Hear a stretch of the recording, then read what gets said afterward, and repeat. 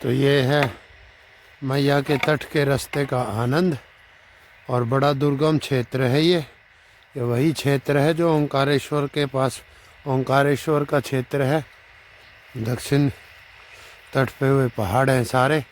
नर्मदे हर संपूर्ण नर्मदा परिक्रमा देखने के लिए मेरे चैनल धर्म यात्री को सब्सक्राइब करें। मैया की महिमा अन्य लोगों तक पहुंचाने के लिए वीडियो को शेयर करें, लाइक करें। नर्मदे हर। दुर्लभ क्षेत्र है ये और बहुत ही दुर्गम है।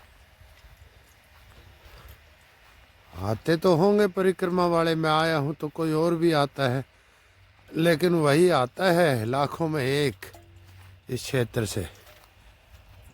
ओम नमः शिवाय।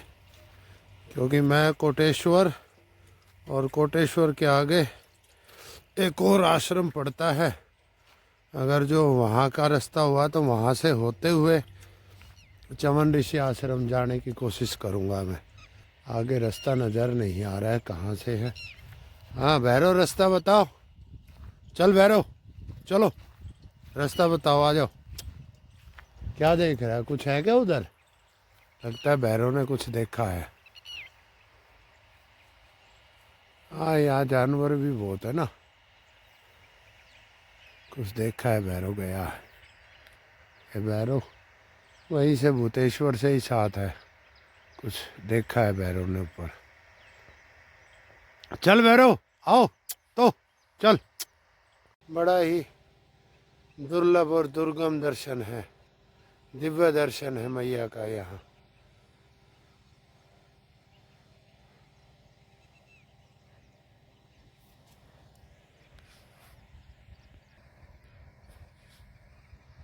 सामने कुछ दिखाई दे रही है, एक सफ़ेद इमारत। क्या है वो? कोटेश्वर नहीं है, कोटेश्वर तो अभी काफ़ी आगे है, वहाँ रास्ता पता चल सकता है। ये एक रास्ता बंद हो गया है यहाँ पे आके। अब निकलेंगे वहीं से, कहीं से थोड़ा संभल के निकलना पड़ेगा ऊपर। नर्मदे हर। चढ़ तो आया ऊपर, एक निर्जन वन में आ गया। अब ये वन का रास्ता है, जंगल का रास्ता आ गया। देखते हैं, मुझे जाना है कोटेश्वर महादेव।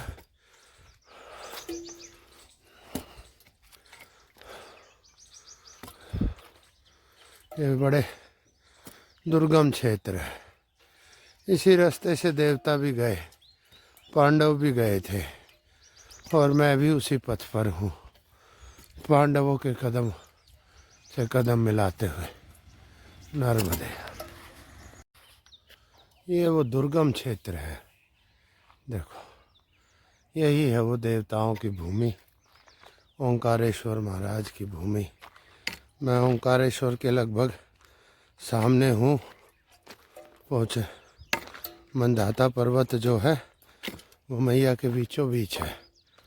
तो अगर जो मंदाता पर्वत से उत्तर की तरफ मुँह करके खड़े हों तो लेफ़्ट साइड में कुछ थोड़ा सा 25-30% का कोण बनाते हुए देखेंगे तो मैं उस क्षेत्र पर हूँ। एक दुर्गम क्षेत्र है, पूरा का पूरा जंगल है, पूरा वन है, पहाड़। अभी मैया ऊपर आ गया, वहाँ जल भरा हुआ खड़ा कटाव पहाड़ है ना, तो पूरा का पूरा खड़ा है वहाँ कटाव। तो इधर से आना पड़ा, ये रास्ता मिला। पगडंडियों के भी जाल बिछे हुए हैं, पता नहीं चल रहा। देखते हैं आगे, फिर से दो रास्ते आ गए, लेफ्ट में एक राइट में। देखते सैटेलाइट मैप से देखूँगा। नर्मदे हर। तो जंगल में ये एक कुटिया मिली, गाय है यहाँ, और गुड्डू है।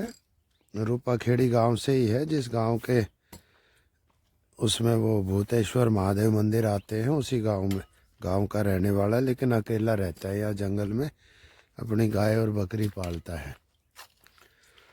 छाछ पी एक लोटा भर के, उसमें थोड़ी सेव डाल के, और बस इन्हें बताया नीचे उतरते ही ये रास्ता आ गया है। तो जंगल पार, जंगल तो है अभी लेकिन मतलब वो पगडंडिया ख़त्म। अब यहाँ से कोटेश्वर के लिए रास्ता है, ये रास्ता कोटेश्वर जाता है। पहले कोटेश्वर पहुँचेंगे, फिर उसके बाद आगे चौबन ऋषि के लिए पूछेंगे रास्ता। और कोई नहीं, अकेले चल रहे हैं, निरंजन भैया, अलख निरंजन। अब रास्ता तो है लेकिन पूरी तरह बियाबान जंगल है। अभी जो गाय वाला गुड्डू है उसने बताया कि यहाँ चीते और तेंदुए बहुत ज़्यादा हैं और कई बार उसके कुत्ते और गाय पे हमले हो चुके हैं। बकरियाँ भी उठा ले गए हैं और गाय भी मार चुके हैं। बाकी तो छोटे मोटे जंगली जानवर सब है ही, क्योंकि यहाँ गवर्नमेंट ने भी छोड़ रखे हैं चीते और तेंदुए। बहुत ज़्यादा है यहाँ, बारहसिंगा, चीतल, हिरन, सारे जानवर हैं इस क्षेत्र में। अब बड़ा बियाबान जंगल है और कोई आता जाता नहीं, बहुत ही कम। कभी कभार ही कोई एका दुक्का बाइक वाला निकलता है यहाँ से, वो भी जो इन आश्रमों में सामान वामान लेने देने वाला। बहुत ही बियाबान जंगल है, पूरा सुन्न एकदम बस। और परिक्रमा वालों को तो भूल ही जाओ कि यहाँ कोई आएगा। अभी मैं आ गया, बस भैया ने बुला लिया, मैं आ गया। कोटेश्वर के दर्शन करने हैं और भूतेश्वर महादेव पर एक अलौकिक घटना भी घटी थी, वो फुर्सत से बताऊंगा मैं। नर्मदे हर सामने मैया नज़र आने लगी है, इसका मतलब मैं कोटेश्वर आ गया हूँ। ये कोटेश्वर महादेव बहुत ही सुंदर, दूर से ही आहा आनंद है, दिखाते हैं। तो ये है वो स्वर्ग आश्रम, कोटेश्वर महादेव सामने। ये देख, स्वर्ग है यहाँ, स्वर्ग धरती का, नर्मदा मैया का स्वर्ग। ये सामने नरसिंह कुंड है, नरसिंह कुंड से भी होता हुआ मैं गया था, मैंने आपको दिखाया था नरसिंह कुंड। ये देखिए,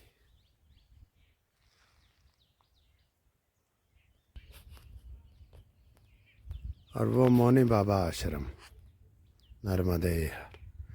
बस मौनी बाबा आश्रम के बाद सामने ओंकारेश्वर जी हैं। अब मैं बिल्कुल ओंकारेश्वर जी के लगभग सामने पहुंच गया हूं। बड़ा ही दुर्गम क्षेत्र है ये, और अब आगे जंगल का रास्ता तय करना है। नर्मदे। हनुमान जी महाराज, जय श्री राम जी महाराज, सीता माता लक्ष्मण देव, हनुमान जी महाराज की जय हो। ओम नमः शिवाय।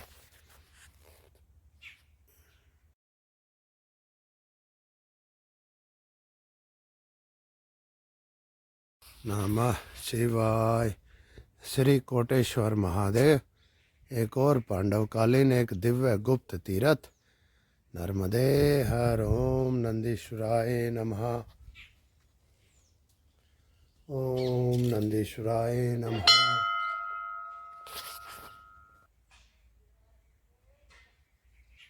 नर्मदे। कर्पूर गौरम करुणावतारम संसार सारम भुजगेन्द्रहारम सदा वसंतम हृदयारविंदे भवम भवानी सहितं नमामि। मंदारमाला कलिनालकाय कपालमाला कितकांधराय। नमः शिवाय नमः शिवाय नमः शिवाय च नमः शिवाय। ओम नमः शिवाय। ओम जय माँ भवानी। ओम ऐं ह्रीं क्लीं चामुंडाय विच्चे नमः। ओम नमः शिवाय। ओम नमः शिवाय। कर्पूर गौरम करुणावतारम संसार सारम भुजगेन्द्रहारम सदा वसंतम हृदयारविंदे भवम भवानी सहितं नमामि।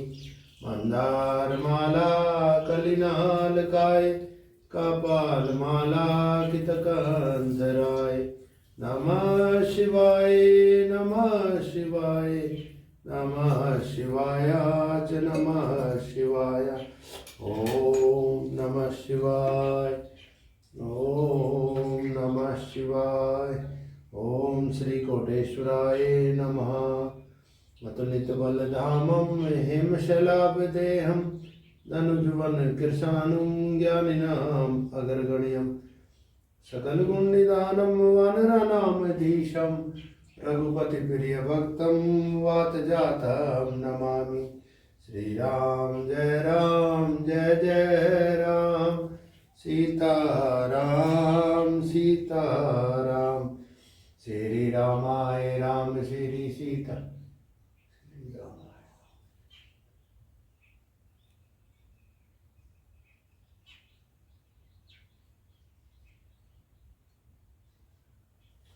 हे कोटेश्वर महादेव कोटेश्वराय शिव कोटेश्वराय हर हर बोले नमः शिवाय।